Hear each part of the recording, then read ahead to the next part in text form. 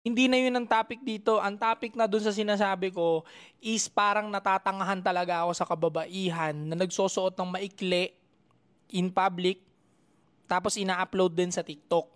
Na bawal mong tignan o titigan sa public o videohan, pero sa TikTok pwede mo naman i-screen save o print screen o i-download yung video nila na same lang din naman yung outfit nila at same lang din yung makikita nyo. Ito kasi yung hindi nila maamin when it comes to that.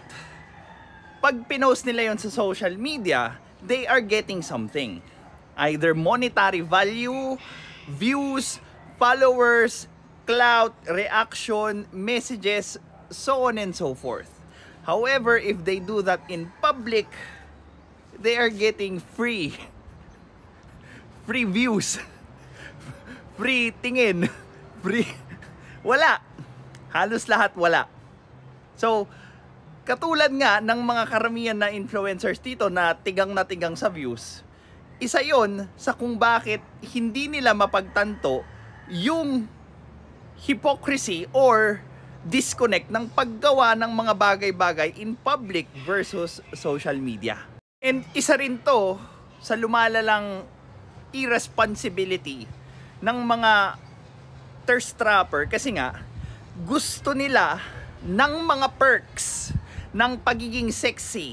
Like for example, attention, gifts, likes, views, shares, clout. Pero hindi nila tatanggapin na yung ginagawa nila ay may kaakibat na panganib, responsibilidad, at kung ano-ano pa. Gusto lang nilang kunin yung magandang bagay doon at magpanggap, magtanga-tangahan na walang ibang idudulot yung pagpapasexy nila.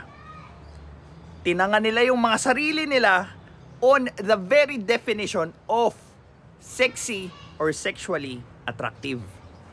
OnlyFans is the proof that it's okay to be sexualized as long as there is money.